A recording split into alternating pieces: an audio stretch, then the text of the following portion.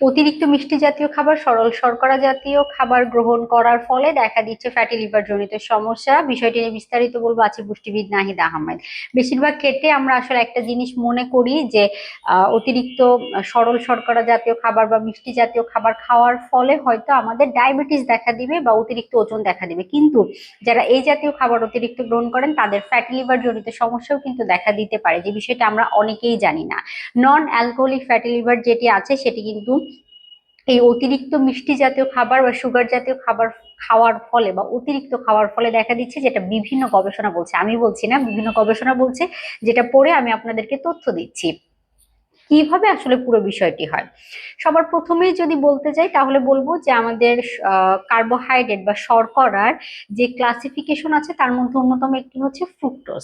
তো এই ফ্রুক্টোজ যেই টাইপটি আছে, এই ফ্রুক্টোজ জাতীয় খাবার খাওয়ার ফলে সেখান থেকে যে আমরা ফ্রুক্টোজ পাচ্ছি সেটা আমাদের লিভারে গিয়ে ভেঙে আমাদের শরীরে কাজ করে থাকে বা শরীরে এনার্জি দেওয়ার ক্ষেত্রে বা আদার্স মেকানিজমটা হয়ে থাকে। তো ফ্রুক্টোজ জাতীয় যে সকল খাবার আছে সেগুলো যখন প্রয়োজনের তুলনায় অতিরিক্ত খাওয়া হচ্ছে, তখন কি দেখা যাচ্ছে যতটুকু কাজে লাগছে লাগছে, বাকিটা কিন্তু জমা হচ্ছে দীর্ঘ সময়।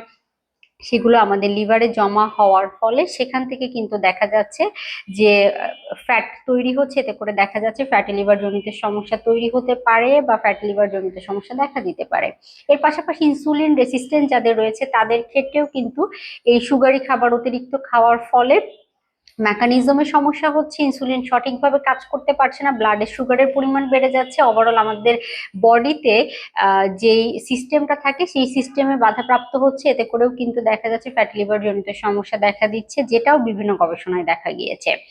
যখন অতিরিক্ত সুগার খাওয়া হয় তখন আমাদের লিভারে ভালো ব্যাকটেরিয়া গুলো ধ্বংস হয়, সেই খাবার থেকে আমাদের শরীরে যখন খাবারগুলো যায় পরবর্তীতে আমাদের লিভারে যায়, সেখানে কিন্তু খারাপ ব্যাকটেরিয়া ডেভেলপ করা শুরু করে, এতে করেও কি হচ্ছে আমাদের লিভারের সিস্টেমটা ঝামেলা তৈরি হচ্ছে, এতে করে ফ্যাটি লিভার গ্রো করতে পারে। এছাড়াও আরো অনেকগুলো কারণ কিন্তু স্টাডিতে দেখা গেছে। তাই অবশ্যই সুগারি খাবার বা সুগার জাতীয় খাবার, যেমন কোল্ড ড্রিঙ্কস, সফট ড্রিঙ্ক, সাদা চাল, সাদা আটা থেকে তৈরি করা খাবার বা বিভিন্ন ধরনের সুগারি খাবার, মিষ্টি জাতীয় খাবার গ্রহণ করার বিষয়ে আমাদেরকে সতর্ক হতে হবে, অবশ্যই সতর্ক হতে হবে। নাহলে ডায়াবেটিস, অতিরিক্ত ওজনের পাশাপাশি ফ্যাটি লিভার জনিত সমস্যা দেখা দিতে পারে। এখন কথা হচ্ছে কি করতে হবে যেন এটা না দেখা দেয়। সবার প্রথম দেহের চাহিদা অনুযায়ী কতটুকু কোন খাবার, carbohydrate, protein, fat, vitamin, minerals, water কতটুকু দেহের চাহিদা অনুযায়ী গ্রহণ করবো সে বিষয়ে আমাদেরকে সঠিক একটা ক্লিয়ার কনসেপ্ট রাখতে হবে। আরেকটি বিষয় আমাদের মাথায় রাখতে হবে, নিয়মিত এক্সারসাইজ করতে হবে। নিয়মিত হেলদি খাবার গ্রহণ করার পাশাপাশি এক্সারসাইজের কোনো বিকল্প নেই যদি লিভারকে ভালো রাখতে চান, ওভারঅল ফিটনেস ধরে রাখতে চান। পর্যাপ্ত পানি গ্রহণ করতে হবে, পানি পান করার চেষ্টা করতে হবে।